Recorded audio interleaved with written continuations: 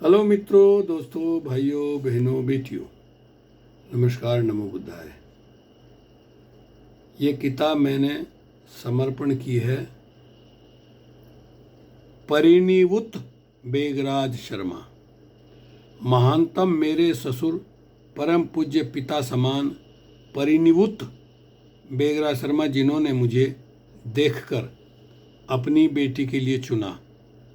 मैंने बहुत कोशिश की कि उनका दामाद न बने, मगर उन्होंने अपनी जिद पूरी की। वे मुझे विदेश जाने के लिए उत्साहित किया। एनडीएमसी में दिल्ली में नौकरी करते हुए कैंसर के कारण वो चल बसे थे। उनको ये पुस्तक मेरी सादर समर्पित है। ऐसा नहीं कि हिंदू क्रूर प्राणी है या उनमें मानसिक प्रवृत्ति है। वे अमानवीय कार्य इसलिए करते हैं क्योंकि हिंदू धर्मशास्त्र ही उन्हें ऐसा करने के लिए प्रेरित करते हैं। ऐसे में शास्त्रों की समाज के लिए क्षतिकर भूमिका को देखते हुए हमें निश्चय ही इनकी उपयोगिता,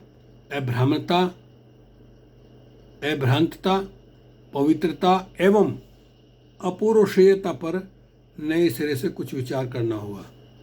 ये कहा था परम पूज्य बोधिसत्व बाबा साहेब डॉक्टर अम्बेडकर ने। चलिए किताब की भूमिका सुनाते हैं आपको। कार्य का कारण बनता है, कैसे कारण बना इस किताब को लिखने और प्रकाशित कराने का। मैं पिछले किताब में जो दिया है, 19 सालों से दक्षिण अमेरिका के एक देश बोलिविया के सबसे बड़े शहर सांता क्रूज में रह रहा हूँ। शहर से 50 किलोमीटर दूर पायला गांव में भारतीय सिखों का एक गुरुद्वारा है। भारतीय सिखों की ये एक बहुत बड़ी अच्छी बात है। ये अगर 10 सिख भी कहीं साथ साथ रहते हैं तो एक गुरुद्वारा जरूर बना लेते हैं। अब से 10 साल पहले जब यहाँ तकरीबन 50 भारतीय मौने व पगड़ीधारी सिख रहते थे, तो हर महीने के तीसरे रविवार को संक्रांत गुरुद्वारे पर मनाते थे। वे हमें भी निमंत्रण देते थे। बेशक हम बुद्धिस्ट हैं, मगर भारतीय होने के नाते वे हमें परिवार सहित गुरुद्वारे जाने का आग्रह किया करते थे। तो मैं अपनी पत्नी शोभाबोध व चारों बच्चों को लेकर गुरुद्वारा जाया करता था, क्योंकि ये जंगल में पड़ता था, बिल्कुल बाहरी इलाका। तो बच्चों को पिकनिक जैसा महसूस होता था। वह यहाँ प्रसाद व भारतीय भोजन, दाल, सब्जी, रोटियाँ व खीर वगैरह भी बनती थी। यानी काफ़ी स्वादिष्ट भोजन भी खाने को मिलता था, जिसको ये लंगर बोलते हैं। उनकी परंपरा अनुसार जमीन में बैठकर लंगर छकना, ये सब बच्चों को कौतूहल के रूप में अच्छा लगता था। गुरुद्वारे में पाठ पूरा होने के बाद भजन, वाणी या प्रवचन भी होता था।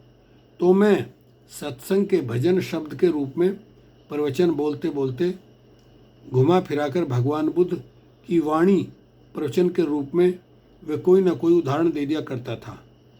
वो सबको अच्छा लगता था, क्योंकि भारत में रहते हुए 1970 से 1989 तक मैं बुद्ध धर्म का प्रचारक रहा था। लगभग 100 गीत लिखे थे, जिन्हें स्वयं गाता भी था। इसलिए मुझको हारमोनियम भी बजाना आता था।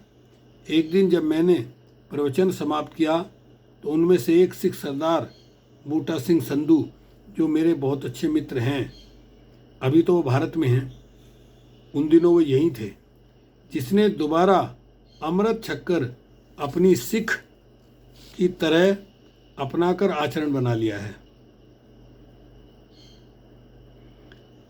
अमृत छककर असली सिख की तरह अपना आचरण बना लिया है।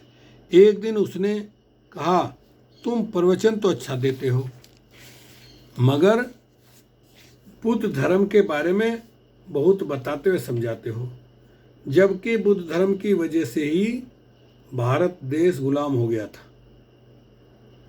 तब साथ में बैठे एक मारवाड़ी हिंदू बनिया जामन दास, जो 20 साल कोरिया में रहकर अच्छा पैसा कमाकर यहाँ आया था, वह भी बूटा सिंह संधू का दोस्त बन गया था। उसने भी सरदार बूटा सिंह की बात का समर्थन किया। वह बूटा सिंह से ज़्यादा वही बहस करने लगा था। लगता था उसी ने बूटा सिंह के कान भरे थे।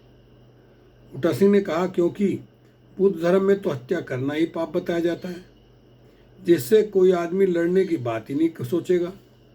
जब से बौद्ध धर्म शुरू हुआ तब से विदेशी भारत में आ गए, वे देश गुलाम हो गया।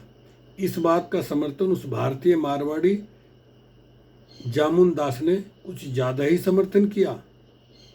तब मैंने कहा, भारत में एक कहावत है, बहुत प्रचलित है, कि लिखतम के आगे बकतम कोई मायने नहीं रखती, वह कोरी बकवास मानी जाती है। हम तीनों में काफ़ी देर तक बहस चली। तब मैंने कहा, क्या आप कोई लिखित उदाहरण या किताब दिखा सकते हैं? तो बोले, ज़रूरत नहीं है, सब जानते हैं, हमारे पास लिखित उदाहरण नहीं है। मैंने कहा, क्या आप लिखित उदाहरण में विश्वास करते हैं? तो बोले, हाँ, क्यों नहीं। तब मैंने जो लिखित उदाहरण पेश किए, कितने विद्वानों के विचार उनकी लिखी हुई किताब उन्हें दिखाई व पढ़कर सुना, तो दोनों की बोलती बंद हो गई। वे दोनों एक दूसरे का मुंह ताकने लगे थे। वे आश्चर्यचकित हुए। मैंने उन्हें जो उदाहरण दिखाए थे वहीं मैं इस किताब के माध्यम से पेश करना चाहता हूँ, क्योंकि ज़्यादातर हिंदू व सिख लोग ऐसी बातें करके गलत यानी झूठा प्रचार किया करते हैं। पता उन्हें कुछ नहीं होता।